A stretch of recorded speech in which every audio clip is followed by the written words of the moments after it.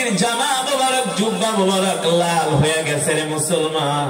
শুধু এখানেই শেষ না রে দোস্ত, একজন কপাল পোড়া কাফের, জাহান্নামী কাফের একটা পাথর এনে আল্লাহর নবীর পায়ের ভিতরে মাইরা বলে, মোহাম্মদ, এই পা দিয়া তুমি মক্কা থেকে আসছো আমাদেরকে দাওয়াত দেওয়ার জন্য, তুমি যাতে আর মক্কায় ফিরে যেতে না পারো তোমার পা আমি ভেঙে দিব।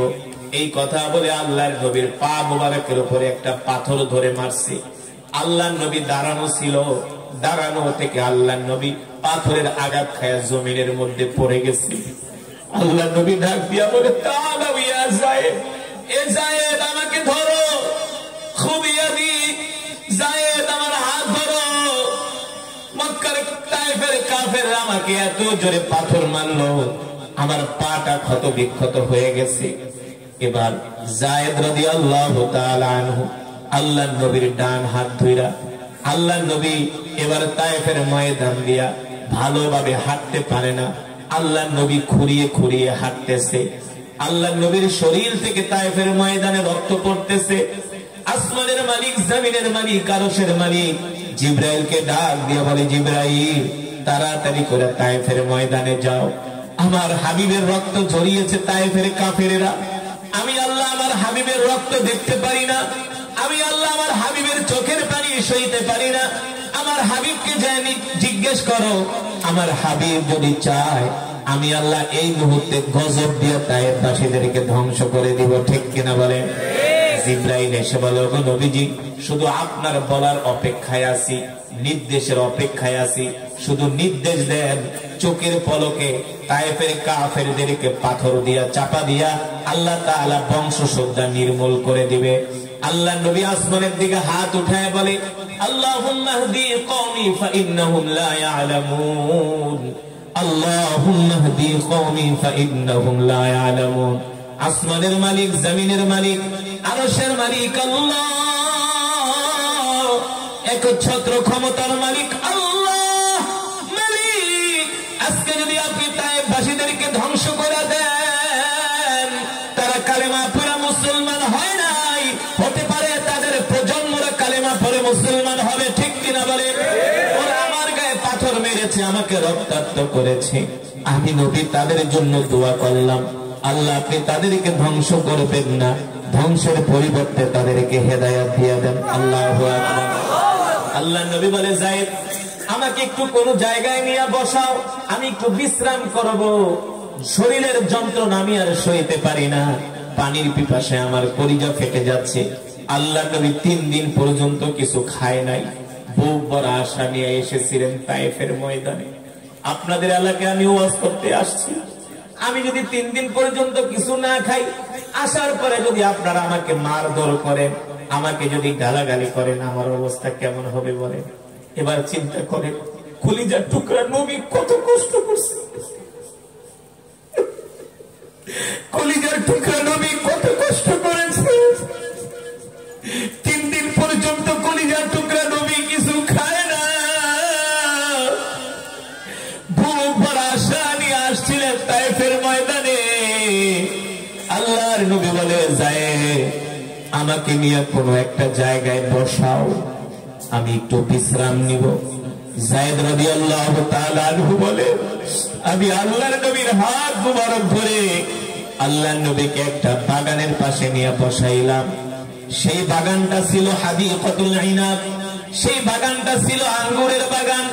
হাদিকাতুল ইনাব, সেই বাগানটা ছিল আঙ্গুরের বাগান।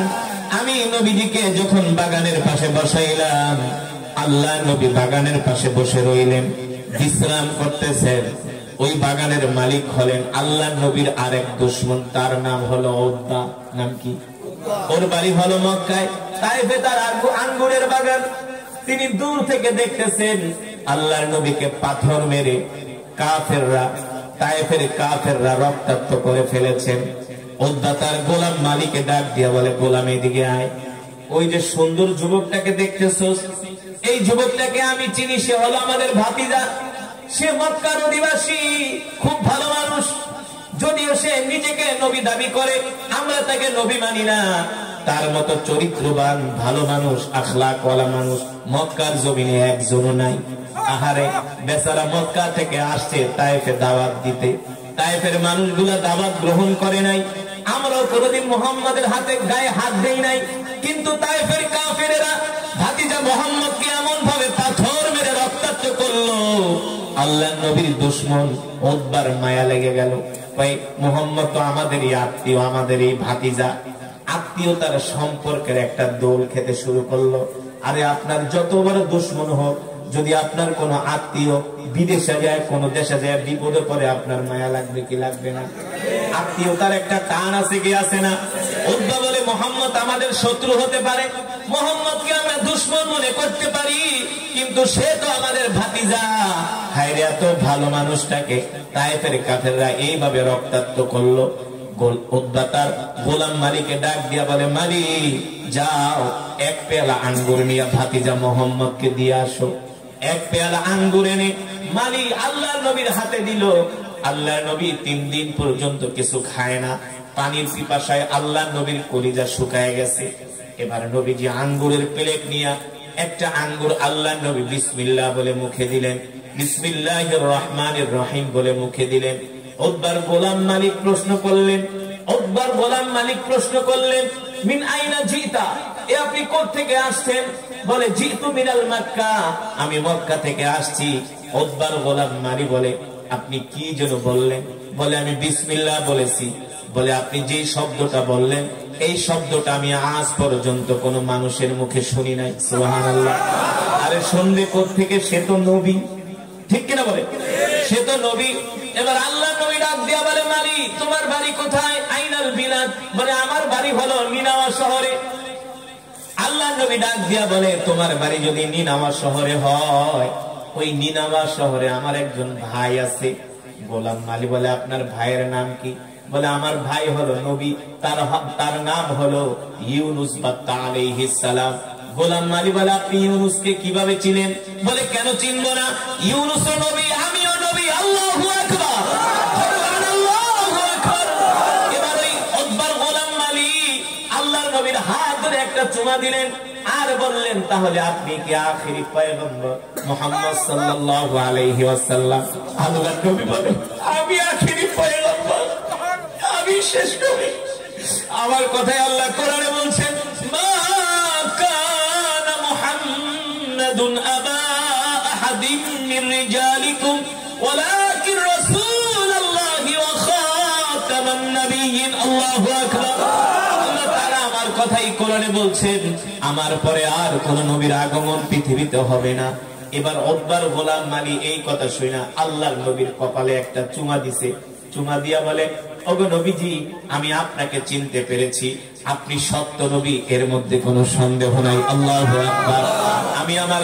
আমি আমার ধর্মীয় কিতাব তাওরাতের মধ্যে পড়েছি, শেষ জামানায় একজন নবীর আবির্ভাব হবে, যার নাম হবে মুহাম্মদ ইবনে আব্দুল্লাহ।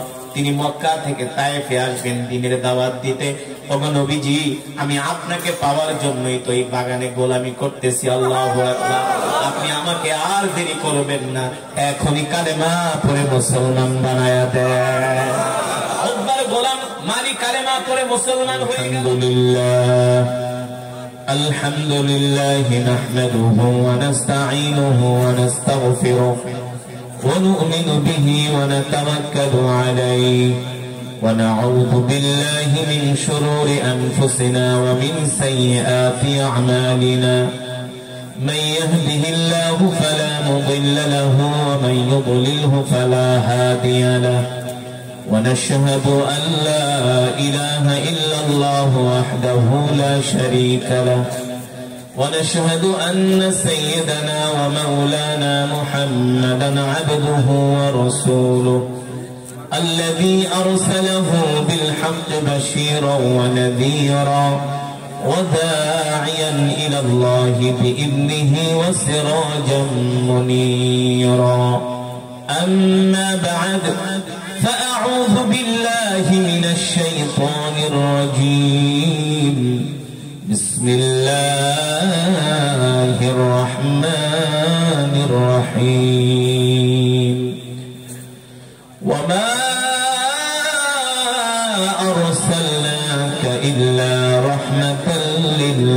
العالمين. وقال تعالى: ما كان محمد أبا أحد من رجالكم ولكن رسول الله وخاتم النبيين وكان الله بكل شيء عليما. وقال رسول الله صلى الله عليه وسلم: لا يؤمن أحدكم حتى أكون أحب إليه من والده وولده والناس أجمعين، أو كما قال النبي عليه الصلاة والسلام.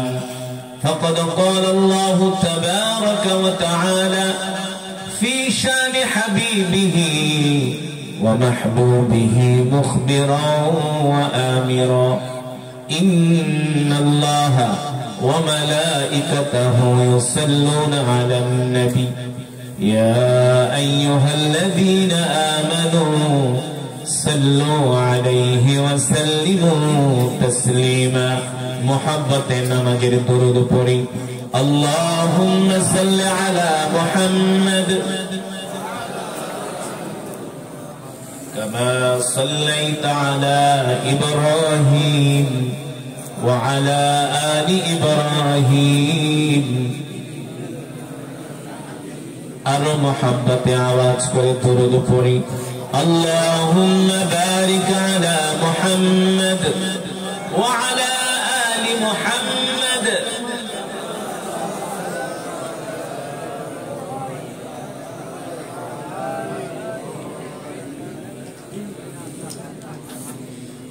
আপনাদের কি দুরূদ শরীফ পড়তে কষ্ট হয়?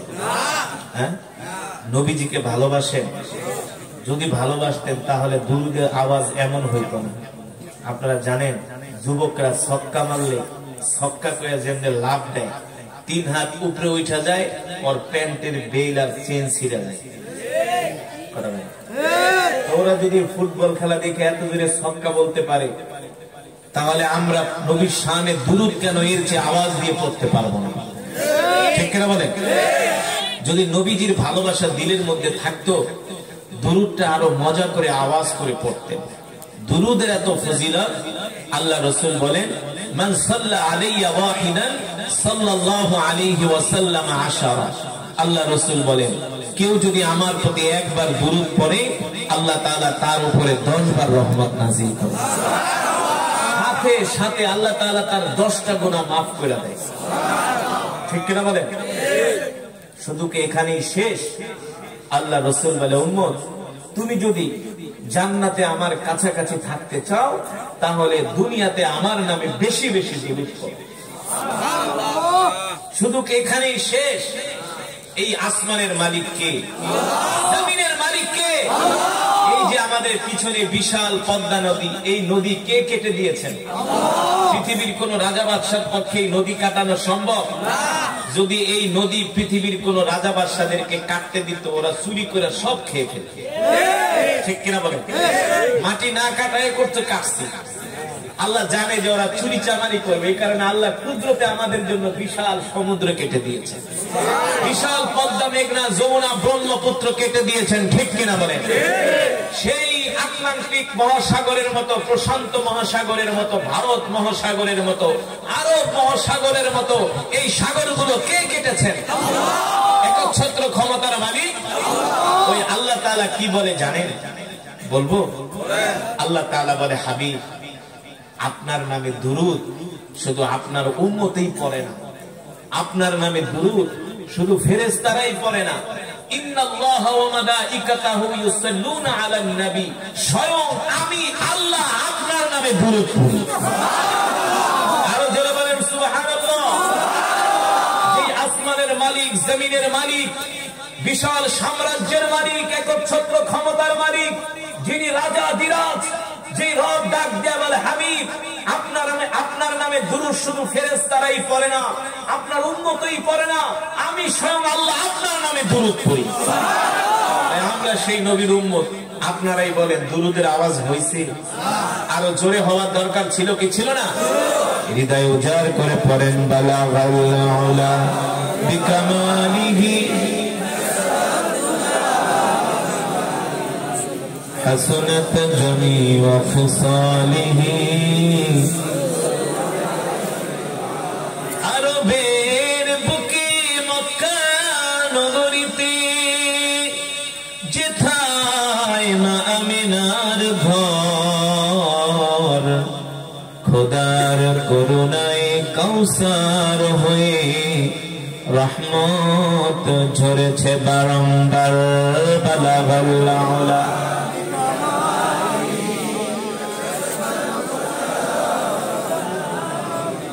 حسنت جميع خصاله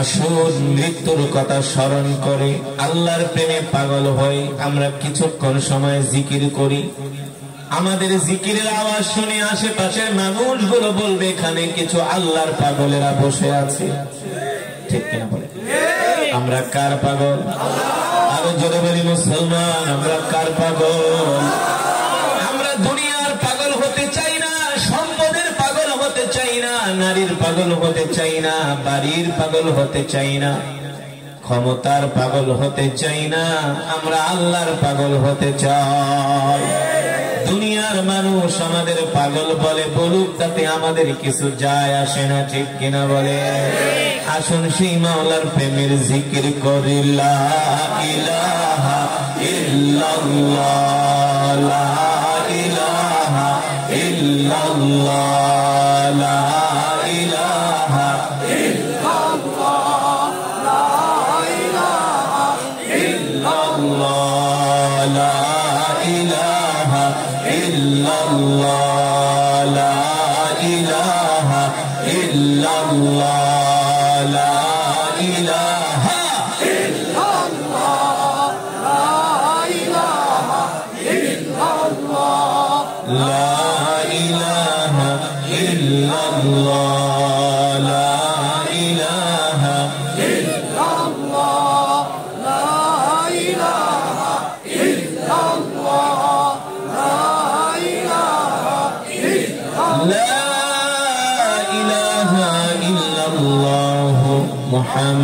মুহাম্মাদুর রাসূলুল্লাহ মুহাব্বতের সাথে পড়ি সাল্লাল্লাহু আলহামদুলিল্লাহ আল্লাহ তাআলার দরবারে লাখো কোটি শুকর যে মহান আল্লাহ সুবহানাহু ওয়া তাআলা সমাজ সেবা সংঘ যুব সমাজের উদ্যোগে পঞ্চম বার্ষিক তাফসীরুল কোরআন মাহফিল উক্ত মাহফিলের সম্মানিত সভাপতি প্রধান অতিথি হযরত উলামায়ে কেরাম তালাবায়ে ইজম আমার কলিজার টুকরা যুবক বন্ধুরা বৃদ্ধ বাবারা পর্দার অন্তরালে সম্মানিত মা ও বোনেরা সেই মহান আল্লাহ জাল্লা শানুহু আম্মা নওয়ালুহু দরবারে লাখো কোটি শুকর যে মহান আল্লাহ সুবহানাহু ওয়া তাআলা আজকে আমাদেরকে প্রচন্ড শীতকে উপেক্ষা করে আল্লাহ তাআলা এত সুন্দর কোরআন ও হাদিসের মেজমা জান্নাতের বাগান এই বাগানে আল্লাহ তাআলা আপনাকে আমাকে আমাদের সকলকে আশার বসার মাওলায়ে পাকের জবানের কালামের তেলাওয়াত শোনার সুযোগ করে দিয়েছেন এজন্য আমরা সকলেই শুকরিয়া তান আদায় করি আলহামদুলিল্লাহ আল্লাহ তাআলার প্রিয় বান্দারা আমি দীর্ঘক্ষণ সময় কোরআনুল কারীমের তেলাওয়াত করেছি এই কোরআন আল্লাহর জবানের কালাম কালামুল মুলুকি মুলুকুল কালাম বাদশার কথা সে তো কথার বাদশা আমার রব যত বড় তার কথাও তত বড় আমার রব যত দামি তার কথাও তত দামি ঠিক কিনা বলুন এই কারণে আল্লাহ তাআলা বিশ্ব নবীর উপরে কোরআন নাজিল করেছেন আর কোরআন নাজিল করে আল্লাহ তাআলা কোরআনে ঘোষণা করেছেন ইন্না আনজালনা ইলাইকা যিকরা লিতুবাইয়িনা লিন-নাস নবী গো আমি আল্লাহ আপনার উপর যে কোরআন নাজিল করেছি এই কোরআন নিয়ে আপনি ঘরে বসে থাকবেন না এই কোরআন দিয়ে আপনি মক্কার কাফেরদেরকে দাওয়াত দেন এই কোরআন দিয়ে আপনি আবু জেহেলকে দাওয়াত দেন এই কোরআন দিয়ে আপনি আবু লাহাবকে দাওয়াত দেন আল্লাহর বান্দারা আল্লাহ তাআলার ঘোষণা পাওয়া মাত্র আল্লাহর নবী কোরআন নিয়ে ঘরে বসে থাকেন নাই মক্কার কাফেরেরা আমার নবীর উপরে শত নির্যাতন করেছে আমার নবীর উপরে শত জুলুম করেছে শত অত্যাচার করেছে সাহাবায়ে কেরামদের উপরে অত্যাচার বৃষ্টি রুলার চালানো হয়েছে আল্লাহ রসুলকে এমন ভাবে মক্কার কাফেরেরা কষ্ট দিয়েছে। আল্লাহ নবী যখন রাস্তা দিয়ে হাঁটতো, তার চলার পথে মক্কার কাফেররা কাটা বিছিয়ে রাখতো। আল্লাহ নবী বাইতুল্লাহে নামাজ আদায় করতেন, নবী যখন রুকুতে যেতেন, নবী যখন সিজদায় যেতেন, মক্কার কাফেরেরা উটের নাড়ি ভুড়ি এনে আল্লাহ রসুলের শরীর মোবারকে চাপিয়ে দিত। এমন কোন অত্যাচার নাই, এমন কোন নির্যাতন নাই, এমন কোন জুলুম নাই মক্কার কাফেররা আমার নবীর উপরে করে নাই। তারপরে আমার নবী আল্লাহর কোরআনের দাওয়াত থেকে এক চুল পরিমাণ দূরে সরে যায় না। গিয়েছে আল্লাহর নবী আল্লাহ তাআলার হুকুম পেয়ে মক্কার কাফেরদের মাঝে কোরআনের দাওয়াত দেওয়া শুরু করলেন। আল্লাহর নবী কোরআনের দাওয়াত দিতে দিতে ক্লান্ত হয়ে যেতেন, শ্রান্ত হয়ে যেতেন, পরিশ্রান্ত হয়ে যেতেন। আল্লাহ তাআলা ডাক দিয়া বলে, হাবিব আপনি মন খারাপ করবেন না, কষ্ট পাবেন না। ইন্নাকা লা তাহদি মান আহবাবতা ওয়ালাকিন্নাল্লাহা ইয়াহদি মান ইয়াশা ওয়া হুয়া আ'লামু বিল মুহতাদিন। হাবিব আমি আল্লাহ হেদায়েতের দায়িত্ব আপনার হাতে দেই নাই। আপনি চাইলে কোনো মানুষকে হেদায়েত দিতে পারবেন না। আপনার কাজ হলো মানুষদেরকে দাওয়াত দেওয়া, আর আমার আল্লাহর দায়িত্ব হলো মানুষদেরকে হেদায়েত দেওয়া। ঠিক কিনা বলে? এই যে মাহফিলের আয়োজন করেছে, এর অর্থ হলো দুনিয়ার মানুষদেরকে, এলাকার মুসলমানদেরকে কানে কানে ঘরে ঘরে কোরআনের দাওয়াত পৌঁছে দেওয়া। ঠিক কিনা বলে? সবার কাছে কোরআনের দাওয়াত পৌঁছে দেওয়া। ও মুসলমান, আমরা কত সুন্দর করে কোরআনের মাহফিল করতেছি, কত সুন্দর লাইটিং করেছি, প্যান্ডেল সাজিয়েছি, তুবারকের ব্যবস্থা করেছি, কিন্তু আল্লাহর নবী সাহাবারা কত কষ্ট করে কোরআনের দাওয়াত দিছি। আমরা একবারও চিন্তা করি না আল্লাহর নবী কোরআনের দাওয়াত দেওয়ার কারণে মক্কার কাফেররা আল্লাহর নবীর উপরে অত্যাচার করেছে। সাহাবীরা আল্লাহর নবীর কোরআন শুনতে আসতো, এই কারণে সাহাবীদের উপরে মক্কার কাফেররা নির্যাতন করেছে, জুলুম করেছে। ঠিক কিনা বলেন? আমরা খিচুড়ি খাওয়ায়াও ওয়াজিন শুনতে পাই না, আমরা খিচুড়ি খাওয়ায়াও মুসলমানদেরকে ওয়াজের মাহফিলে আনতে পারি না। কথা বলে না? এত তোবারকের ব্যবস্থা করার পরও ওয়াজ শুনতে আসে না। না, এখানে যদি কোন নায়িকা গায়িকাকে দাওয়াত দেওয়া হতো, দেখতেন এলাকার সব মানুষ আইসা আসরের সময় প্যান্ডেলে ভিড় জমাইত। হ্যাঁ, আসরের সময় এসে প্যান্ডেলে ভিড় জমাইত। ও মুসলমান, এই কারণেই তো বলি আল্লাহর কোরআন, আল্লাহর দ্বীন এমনি এমনি প্রতিষ্ঠা হয় নাই। এই দ্বীন প্রতিষ্ঠা হওয়ার পিছনে আল্লাহ রাসূলের রক্ত রয়েছেন। ঠিক কিনা বলেন? ঠিক না? সাহাবায়ে কেরামদের রক্ত রয়েছেন, সাহাবায়ে কেরামদের ত্যাগ রয়েছেন। সাহাবায়ে কেরামরা দিনের পর দিন, রাতের পর রাত না খেয়ে তারা দ্বীনের দাওয়াত দিয়েছেন। আল্লাহর নবী এই কোরআনের দাওয়াত নিয়ে তায়েফের ময়দানে গিয়েছেন। আল্লাহর নবী মক্কার কাফেররা কোরআনের দাওয়াত গ্রহণ করে না। আল্লাহর নবী চলে গেলেন তায়েফে বুক ভরা আশা নিয়ে। হায়রে দেখি মক্কার মানুষগুলো দাওয়াত গ্রহণ করে না, তায়েফের মানুষগুলো দাওয়াত গ্রহণ করে কিনা, এই আশা নিয়ে আল্লাহর নবী চলে গেলেন তায়েফের ময়দানে। তায়েফে তিনজন বড় বড় সরদার ছিলেন, নেতা ছিলেন। একজনের নাম হলো উরওয়া ইবনে মাসউদ, আরেকজনের নাম হলো উসওয়ানে হাবিব, আরেকজনের নাম হলো মাসউদ। তিনজনের কাছে আল্লাহর নবী দাওয়াত নিয়ে গেলেন। তায়েফের বড় বড় নেতারা বলে, মুহাম্মদ তুমি যদি সত্যিকারে আল্লাহর নবী হও, আর যদি আমাদেরকে দাওয়াত দাও, আমরা যদি তোমার দাওয়াত গ্রহণ না করি তাহলে আমরা ধ্বংস হয়ে যাব। সুতরাং মুহাম্মদ তুমি আমার কাছে এসো না, তোমার চেহারাও আমি দেখতে চাই না। বলেন নাউজুবিল্লাহ। এই সমাজে ওই তায়েফের মতো কিছু মুসলমান আছে, আছে কি আছে না? দেখবেন দাওয়াত ও তাবলীগের ভাইরা যখন দ্বীনের দাওয়াত দিতে আসে, হুজুরদেরকে দেখলে বাথরুমে পালায় থাকে। হুজুরদেরকে দেখলে অন্য রাস্তা দিয়া যায়, ঘরে যায়, ঘরের দরজা লাগায় পালায়। স্ত্রীকে আমার কথা বলিস না, কথা না? এই কিসিমের লোক সমাজে আছে কি আছে না? মক্কার তায়েফের কাফেররা বলতো, এ মুহাম্মদ তুমি যদি সত্যিকারে নবী হও, যদি তুমি দাওয়াত দাও, আর যদি দাওয়াত গ্রহণ না করি নিশ্চিত আমরা ধ্বংস হয়ে যাব। ঠিক কিনা বলে? সুতরাং তুমি আমাদের সামনে এসো না, তোমার চেহারাও দেখতে চাই না। বলেন নাউজুবিল্লাহ। আরেকজনের নাম হলো হাবিব, তিনি বললেন মোহাম্মদ, মক্কায় এত ধনী ধনী মানুষ থাকতে তোমার মতো গরিব মানুষকে কেন আল্লাহ নবী বানাইলো? বলেন নাউজুবিল্লাহ। সুতরাং তোমার দাওয়াত আমি গ্রহণ করব না। ও মুসলমান, এই কথা বলি তারা ক্ষান্ত হয় নাই। তায়েফের ছোট ছোট বাচ্চাদেরকে ডাক দিছে, এ তায়েফের যুবকেরা, বাচ্চারা এদিকে আসো, তোমাদেরকে পুরস্কার দেওয়া হবে। এই যে লোকটা মক্কা থেকে আসছে, এই লোকটা হলো হুয়া মাজনুন, সে একটা পাগল। বলেন নাউজুবিল্লাহ। আমার নবী পাগল না, আমার নবী হলেন রাহমাতুল লিল আলামিন। ঠিক কিনা বলেন? ওয়া আরসালনাকা ইল্লা রাহমাতাল লিল আলামিন। এই কথা বলে মক্কার তায়েফের কাফেররা শিখায় দিল, যে যত বেশি মুহাম্মদকে পাথর মারতে পারবা তাকে তত বড় পুরস্কার দেওয়া হবে। বলেন নাউজুবিল্লাহ। সিরাতের কিতাবের মধ্যে আসছে, ওই তায়েফের ময়দানে 1-2 কিলোমিটার রাস্তা না, 5 কিলোমিটার রাস্তা। তায়েফের কাফেররা আল্লাহর নবীকে দৌড়াইছে, পাগল বলছে, আর আমার কলিজার টুকরা নবীর গায়ে পাথর মারছে। পাথর মারতে মারতে আমার কলিজার টুকরা নবী, আমার ভালোবাসার নবী, আমার নয়নের মণি নবীর শরীরকে রক্তাক্ত করে ফেলেছে। আল্লাহর নবীর শরীর মোবারক থেকে রক্ত ঝরে নবীজির জামা মোবারক, জুব্বা মোবারক লাল হয়ে গেছে। রে মুসলমান, শুধু এখানেই শেষ না রে দোস্ত। একজন কপাল পোড়া কাফের, জাহান্নামী কাফের একটা পাথর এনে আল্লাহর নবীর পায়ের ভিতরে মাইরা বলে, মোহাম্মদ, এই পা দিয়া তুমি মক্কা থেকে আসছো আমাদেরকে দাওয়াত দেওয়ার জন্য, তুমি যাতে আর মক্কায় ফিরে যেতে না পারো, তোমার পা আমি ভেঙে দিব। এই কথা বলে আল্লাহর নবীর পা মুবারকের উপরে একটা পাথর ধরে মারছে। আল্লাহর নবী দাঁড়ানো ছিল, দাঁড়ানো থেকে আল্লাহর নবী পাথরের আঘাত খায়া জমিনের মধ্যে পড়ে গেছে। আল্লাহর নবী ডাক দিয়া বলে, তাআলা ইয়া যায়েদ, এ যায়েদ আমাকে ধরো, খুবিয়াদি যায়েদ আমার হাত ধরো। মক্কার তায়েফের কাফেররা আমাকে এত জোরে পাথর মারলো, আমার পাটা ক্ষত বিক্ষত হয়ে গেছে।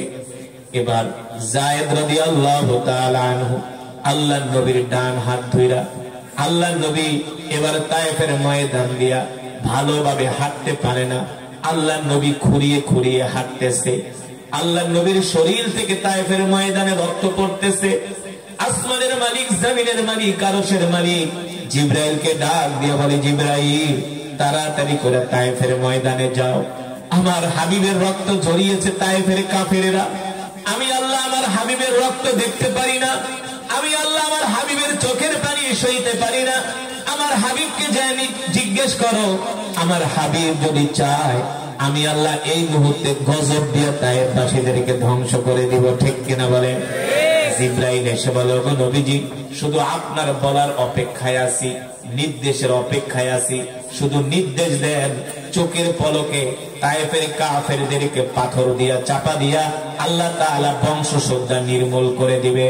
আল্লাহ নবী আসমানের দিকে হাত উঠায় বলে, আল্লাহুম্মা হদি কওমি ফাইন্নাহুম লা ইয়ালামুন, আল্লাহুম্মা হদি কওমি ফাইন্নাহুম লা ইয়ালামুন।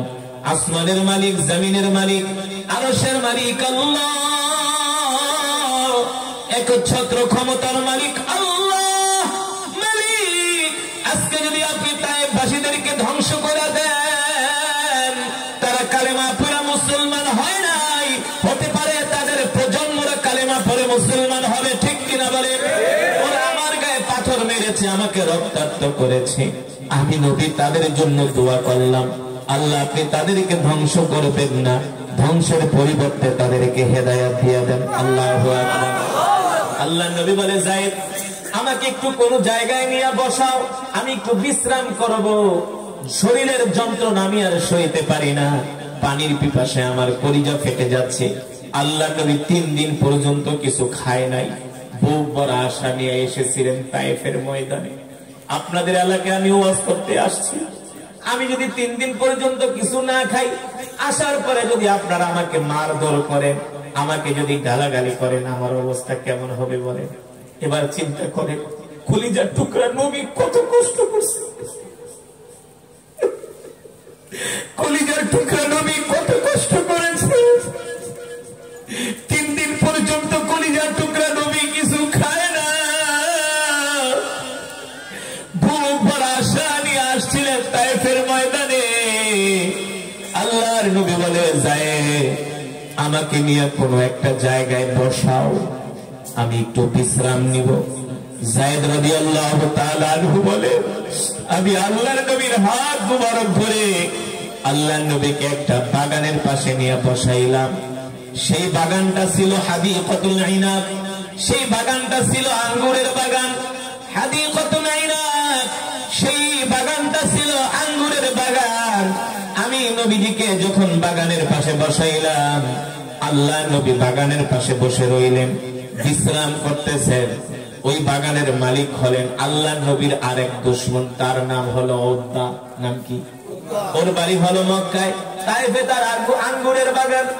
তিনি দূর থেকে দেখতেছেন আল্লাহর নবীকে পাথর মেরে কাফেররা, তায়েফের কাফেররা রক্তাক্ত করে ফেলেছেন। উতবা তার গোলাম মালিককে ডাক দিয়া বলে, গোলাম এদিকে আয়। ওই যে সুন্দর যুবকটাকে দেখতেছস, এই যুবকটাকে আমি চিনি, সে হলো আমাদের ভাতিজা। সে মক্কার অধিবাসী, খুব ভালো মানুষ। যদিও সে নিজেকে নবী দাবি করে, আমরা তাকে নবী মানি না। তার মতো চরিত্রবান ভালো মানুষ, আখলাক ওয়ালা মানুষ মক্কার জমিনে একজনও নাই। আহারে বেচারা মক্কা থেকে আসছে তায়েফে দাওয়াত দিতে, তায়েফের মানুষগুলা দাওয়াত গ্রহণ করে নাই। আমরাও কোনদিন মুহাম্মাদের হাতে গায়ে হাত দেই নাই, কিন্তু তায়েফের কাফেরেরা ভাতিজা মুহাম্মদকে এমন ভাবে পাথর মেরে রক্তাক্ত করলো, আল্লাহর নবীর দুশমন উতবার মায়া লেগে গেল। ভাই মুহাম্মদ তো আমাদেরই আত্মীয়, আমাদেরই ভাতিজা। আত্মীয়তার সম্পর্কের একটা দোল খেতে শুরু করলো। আরে আপনার যত বড় দুশমন হোক, যদি আপনার কোনো আত্মীয় বিদেশে যায়, কোনো দেশে যায়, বিপদে পড়ে, আপনার মায়া লাগবে কি লাগবে না? আত্মীয়তার একটা টান আছে কি আছে না? উতবা বলে, মুহাম্মদ আমাদের শত্রু হতে পারে, মুহাম্মদকে আমরা দুশমন মনে করতে পারি, কিন্তু সে তো আমাদের ভাতিজা। হায়রে এত ভালো মানুষটাকে তায়েফের কাফেররা এইভাবে রক্তাক্ত করলো। উতবা তার গোলাম মালিককে ডাক দিয়া বলে, মালিক যাও, এক পেয়ালা আঙ্গুর নিয়ে ভাতিজা মুহাম্মদকে দিয়ে আসো। এক পেয়ালা আঙ্গুর এনে মালিক আল্লাহর নবীর হাতে দিল। আল্লাহর নবী 3 দিন পর্যন্ত কিছু খায় না। পানির পিপাসায় আল্লাহর নবীর কলিজা শুকায় গেছে। এবার নবীজি আঙ্গুরের প্লেট নিয়ে একটা আঙ্গুর আল্লাহর নবী বিসমিল্লাহ বলে মুখে দিলেন, বিসমিল্লাহির রহমানির রহিম বলে মুখে দিলেন। উতবার গোলাম মালিক প্রশ্ন করলেন, মিন আইনা জিতা, এ আপনি কোথা থেকে আসছেন? বলে, জিতু মিনাল মক্কা, আমি মক্কা থেকে আসছি।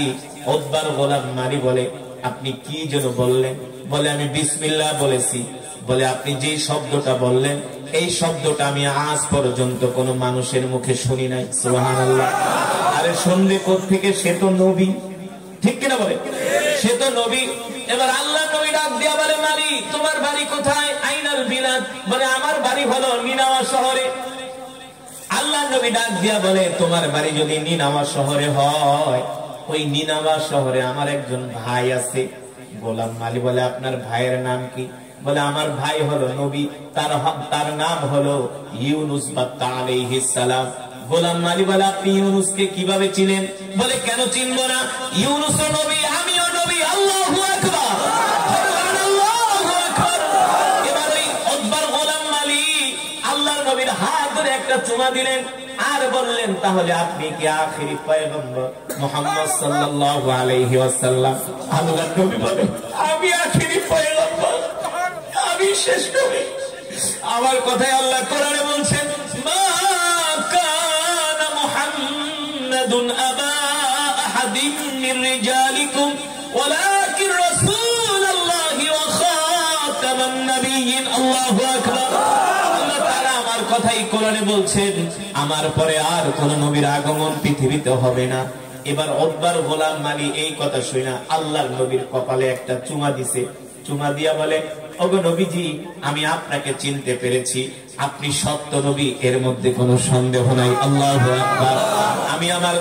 আমি আমার ধর্মীয় কিতাব তাওরাতের মধ্যে পড়েছি, শেষ জামানায় একজন নবীর আবির্ভাব হবে, যার নাম হবে মুহাম্মদ ইবনে আব্দুল্লাহ। তিনি মক্কা থেকে তায়েফে আসবেন দ্বীনের দাওয়াত দিতে। ওগো নবীজি, আমি আপনাকে পাওয়ার জন্যই তো এই বাগানে গোলামি করতেছি। আল্লাহু আকবার। আপনি আমাকে আর দেরি করবেন না, এখনই কালেমা পড়ে মুসলমান বানায়া দেন। উকবার গোলাম মালিক কালেমা পড়ে মুসলমান হয়ে গেল।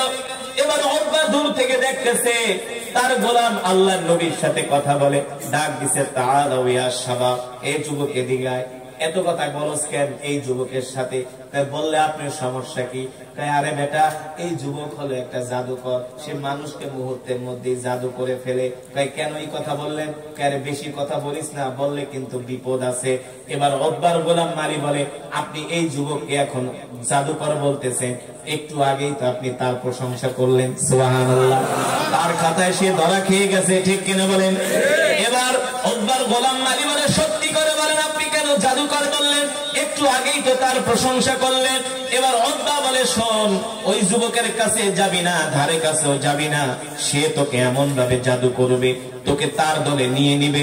এবার উকবার গোলাম ডাক দিয়া বলে, উকবা শোনেন, আপনি আমার মনিব হতে পারেন, মালিক হতে পারেন, আপনার কাছে আমি সত্যটা বলে দেই, আপনি যে যুবককে আপনি জাদুকর বলতেছেন, পাগল বলতেছেন, আসলে সে জাদুকর নয়, পাগল নয়, সে হলো আখেরি নবী মুহাম্মদ সাল্লাল্লাহু আলাইহি ওয়াসাল্লাম। আল্লাহু আকবার।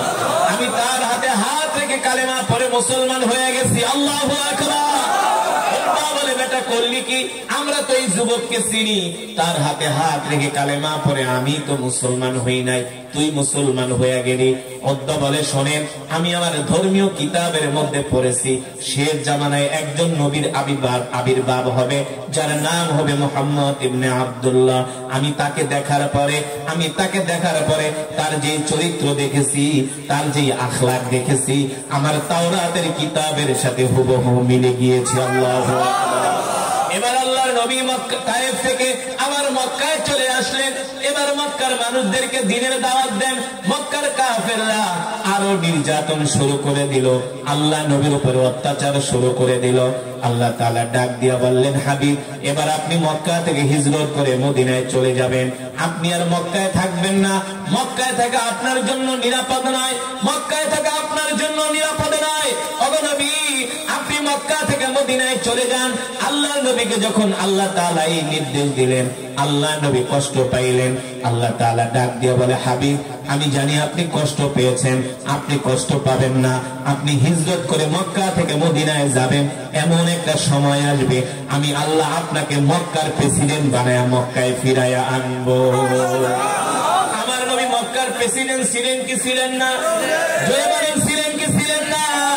এবার আল্লাহ তাআলা নির্দেশ দিলেন, হাবিব, আপনি হিজরত করে মক্কা থেকে মদিনায় চলে যান। সাইয়েদনা আবু বকর সহ আল্লাহর নবী মক্কা থেকে মদিনার দিকে রওনা শুরু করলেন। সাথে ছিলেন সাইয়েদনা আবু বকর। খাবার দাবার যা ছিল প্রতিমধ্যে খাবার দাবার শেষ হয়ে গেল। সাইয়েদনা আবু বকর বলে, আল্লাহ নবী ক্লান্ত হয়ে গেলেন, পরিশ্রান্ত হয়ে গেলেন। আল্লাহ নবী মরুভূমির পথ দিয়ে হাঁটেন, আঁকা বাঁকা পথ দিয়ে হাঁটেন। আল্লাহর নবী পাথরের রাস্তা দিয়ে হাঁটেন, পাথরের উপরে পাড়া দেয়, পাথরগুলো তুলার মতো নরম হয়ে যায়। আল্লাহর নবী পাথরে পাড়া দেয়, পাথরগুলো তুলার মতো নরম হয়ে যায়। আল্লাহ নবী ডাক দিয়া বলে, পাথর, এ শক্ত পাথর, নরম হয়ে যাচ্ছ কারণ কি? পাথর বলে, কেন নরম হব না? আপনি কি মনে করছেন আপনাকে আমরা চিনি নাই? আপনি শুধু মানুষের নবী না, আপনি আমাদেরও নবী। জোরে বলেন সুবহানাল্লাহ। সাইয়েদনা আবু বকর বলে, গাছগুলো আল্লাহর নবীকে সালাম দেয়। আল্লাহ নবী ডাক দিয়া বলে, এ গাছ, সালাম দিলা কেন? গাছগুলো ডাক দিয়া বলে, আপনি কি মনে করেছেন? আপনাকে কি আমরা চিনি নাই মনে করেছেন? আপনি শুধু মানুষের নবী না, আপনি আমাদেরও নবী। আল্লাহর নবীর শাহাদাতের আঙ্গুলের ইশারায় আকাশের চাঁদ দ্বিখণ্ডিত হয়ে যায়, ঠিক কিনা বলেন? الشجر نطق الحجر شق القمر بإشارته الله أكبر। যেই নবীর হাতের আঙ্গুলের ইশারায় চাঁদ দ্বিখণ্ডিত হয়ে যায়, যেই নবীকে পাথর সালাম দেয়, যেই নবীকে গাছ সালাম দেয়, যেই নবীকে বনের হরিণ পর্যন্ত সালাম দেয়, আমরা সেই নবীর উম্মত, ঠিক কিনা বলেন? খুশি নাকি বেজার? বলি আলহামদুলিল্লাহ। এবার সাইয়েদনা আবু বকর বলে, আল্লাহ নবী ক্লান্ত হয়ে গেলেন। এবার আমি নবীজিকে বললাম, নবীজি আমাকে একটু খেদমত করার সুযোগ দেন। আল্লাহ নবী ডাক দেয়া বলে, আবু বকর কি খেদমত করার সুযোগ দিব? আপনি তো আমার চেয়ে বয়সে বড়। বলে না না না, আপনি আমার চেয়ে, আমি আপনার চেয়ে বয়সে বড় না, আপনার কিছুদিন আগে আমি দুনিয়াতে আসছি। সুবহানাল্লাহ, কত আদব, আদবের সাথে সাইয়েদনা আবু বকর বলে, নবীজি আপনি যদি আমাকে একটু অনুমতি দেন আমি আপনাকে একটু কোলে তুলে নিব। এবার সাইয়েদনা আবু বকর আল্লাহ রাসূলকে তার কোলে তুলে নিলেন। এবার সাইয়েদনা আবু বকর বলে, আমি পাথরের রাস্তা দিয়ে হাঁটি, পাথরগুলো নরম হয়ে যায়। অনেক দূর যাওয়ার পরে আল্লাহর নবী বলে, আবু বকর এবার আমাকে কোল থেকে নামায় দেন। এবার সাইয়েদনা আবু বকর আল্লাহর নবীকে কোল থেকে নামায় দিলেন। সাইয়েদনা আবু বকর বলে, এবার আমি পাথরে পাড়া দিই, পাথর নরম হয় না। আমার আর বুঝতে বাকি রইল না, এতক্ষণ আল্লাহর নবী আমার কোলে থাকার কারণে তার বরকতে শক্ত পাথর নরম হয়ে গেছে। কারণ আমি তো আর নবী না, আমার জন্য পাথর নরম হয় না, ঠিক কিনা বলে? সাইয়েদনা আবু বকর বলে, এখানেই শেষ নয়। আল্লাহর নবী আমাকে বললেন, আবু বকর আনা জাইউন জিদ্দান, আবু বকর ক্ষুধা লেগেছে, ক্লান্ত হয়ে গেছি, পরিশ্রান্ত হয়ে গেছি, আপনার কাছে কোনো খাবার দাবার আছে কিনা? সাইয়েদনা আবু বকর বলে, গো আল্লাহর নবী খাবার দাবার যা ছিল সব শেষ হয়ে গেছে, একটু পানি থাকলে দেন। পানিও শেষ হয়ে গেছে। যখন আল্লাহর নবী কথা বললেন, সাইয়েদনা আবু বকর এত কষ্ট পাইলেন। আল্লাহর নবীর ক্ষুধা লেগেছে, পানির পিপাসা লেগেছে, খাবারও নাই, পানিও নাই, কোথা থেকে পাবে মরুভূমির মধ্যে খাবার পানি? সাইয়েদনা আবু বকর চিন্তায় পড়ে গেলেন, হায় রে, কলিজার টুকরা নবীর মুখে একটু পানি দিতে পারবো না, একটু খাবার তুলে দিতে পারবো না, এর চেয়ে কষ্ট আমার কাছে আর কিছু হতে পারে না। আল্লাহর নবী ডাক দিয়ে বলে, আবু বকর দেখেন তো এই মরুভূমির মধ্যে কোনো বাড়ি ঘর দেখা যায় কিনা? সাইয়েদনা আবু বকর আশেপাশে তাকায়, মাশরিক ইলাল মাগরিব, পূর্ব দিকে তাকায়, পশ্চিম দিকে তাকায়, উত্তর দিকে তাকায়, দক্ষিণ দিকে তাকায়, শত শত কিলোমিটার মরুভূমি। ঠিক কিনা বলে? এখনো মক্কা থেকে মদিনায় যে যান 550 কিলোমিটার রাস্তা, এখনো তো মক্কা থেকে মদিনার পুরো রাস্তার মধ্যে তেমন কোনো বাড়িঘর নাই, আছে? মাঝখানে হোটেল না, তাও কি 100-200 কিলোমিটার পরের একটা হোটেল, গাড়িও নাই, অন্ধকার রাস্তা। এটা তো এখনকার কথা, আধুনিক মক্কা। সেই 1450 বছর আগে কি অবস্থা ছিল চিন্তা করেন। তখন তো 550 কিলোমিটার হবে না, তখন তো হবে 1500 কিলোমিটার রাস্তা। ওই সময় তো পাহাড়ি আঁকা বাঁকা পথ পার হয়ে যেতে হয়েছে, ঠিক কিনা বলেন? মরুভূমির পথ। সাইয়েদনা আবু বকর বলে, আল্লাহর নবী বললেন যে মরুভূমির মধ্যে কোনো বাড়িঘর দেখা যায় কিনা দেখেন, একটু বিশ্রাম নিব। ওই বাড়িতে যে আমরা বিশ্রাম নিব, মেহমান হব আমরা, তাদের কাছে কিছু খাবার দাবার চাইবো, দেখি পানি ঠানি আছে কিনা। আবু বকর চিন্তায় পড়ে গেলেন, কিরে আল্লাহর নবী বলল বাড়িঘর, বাড়িঘর কোথা থেকে আসবে? সাইয়েদনা আবু বকর বলে, যেহেতু আল্লাহর নবীর বরকতি জবান দিয়া বলেছে, নিশ্চয়ই আল্লাহ কোনো ব্যবস্থা করবে। আর ধরে কোন সুবহানাল্লাহ। সাইয়েদনা আবু বকর বলে, মাত্র 10 কদম দিয়া সামনে আগাইছি। কয় কদম? দেখি আমার চোখের সামনে একটা মরুভূমির মধ্যে একটা ঘর দেখা যায়। সুবহানাল্লাহ বলেন। আমি এত আনন্দিত হলাম, এত খুশি হয়ে গেলাম, আল্লাহ নবীকে ডাক দিয়া বললাম, ওগো নবী উনজুর ইলাল আমাম, একটু সামনের দিকে তাকান। ওই যে তাকায় দেখেন একটা মরুভূমির মধ্যে ঘর দেখা যায়। সাইয়েদনা আবু বকর এত সন্তুষ্ট হলেন ঘর পেয়ে, কিন্তু ঘরের দূরত্ব তো অনেক। আল্লাহ নবী বলে, আবু বকর বুঝছি আপনি ক্লান্ত হয়ে গেছেন, আমার হাত ধরেন। সাইয়েদনা আবু বকর বলে, আমি আল্লাহ নবীর হাত ধরলাম, আমার কাছে মনে হলো চোখের পলকে বাড়ির সামনে চলে আসলাম। এবার আমরা বাড়ির সামনে আসলাম, আসার পরে দেখি ছোট্ট একটা কুঠুরি, একটা ভাঙ্গা ঘর, ভিতর থেকে ঘরের দরজা লাগানো। আল্লাহ নবী ডাক দিয়ে বলে, আবু বকর যান, ঘরের দরজায় যায় নক করে। সাইয়েদনা আবু বকর ঘরের দরজার সামনে যায় বলে, সালাম দিয়া বললেন, আসসালামু আলাইকুম ওয়া রাহমাতুল্লাহ, ইয়া আহলাল বাব, এই ঘরে কে আছেন? দরজাটা খুলে দেন। ঘরের দরজা খোলে না, বলে ইফতাহিল বাব, ইফতাহিল বাব, ঘরের দরজা খোলে। একবার, দুইবার, তিনবার ঘরের দরজা খোলে না।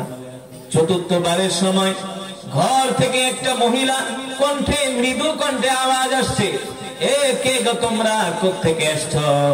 বলে জিনা মিনাল মক্কা ইলাল মাদিনা, আমরা মক্কা থেকে আসছি মদিনায় যাব। তো মক্কা থেকে আসছো মদিনায় যাবা, ভালো কথা, আমার বাড়িতে কি? সাইয়েদনা আবু বকর বলে, শোনো, যদি তুমি তোমার পরিচয়টা দিতা তাহলে আমরা তোমার বাড়িতে একটু মেহমান হতাম। আমরা দুইজন মুসাফির। মহিলা কণ্ঠ শোনার পরে বলে, তোমার যদি পরিচয় দিতা, কারণ তোমার পরিচয় তো আমাদের জানা দরকার। ঘর থেকে আওয়াজ আসে, আমার নাম হলো উম্মে মাবাদ, আমার স্বামীর নাম হলো আবু মাবাদ, আমরা গরিব মানুষ, জীর্ণ শীর্ণ একটা ফ্যামিলি, আমরা এই মরুভূমির মধ্যে আমরা বাস করি। সাইয়েদনা আবু বকর বলে, তাহলে আমরা দুইজন মদিনায় যাব। মুসাফির, প্রচন্ড রোদ্রের তাপ, মরুভূমির বালুগুলো উত্তপ্ত হয়ে গেছে, এখন আমরা হাঁটতে পারতেছি না। তোমার বাড়িতে আমরা কিছু সময় বিশ্রাম নিব। বলে, কিছু সময় বিশ্রাম নিবা, ভালো কথা। সাইয়েদনা আবু বকর বলে, তোমার ঘরে কোনো খাবার দাবার আছে কিনা? বলে, আনা ফাকিরুন জিদ্দান, আমি একটা গরিব মানুষ, খাওয়া দাওয়া কই পাবো? ঘরের অবস্থা দেখে বোঝো না? কিছু মানুষের ঘরের বাড়িতে গেলে ঘরের অবস্থা দেখলেই কথা বলে, বোঝা যায় কি যায় না? মহিলা বলে, বোঝো না? ঘরের অবস্থা দেখা জীর্ণ শীর্ণ অবস্থা আমাদের। সাইয়েদনা আবু বকর বলে, কোনো খাবার দাবার নাই, কিচ্ছু নাই।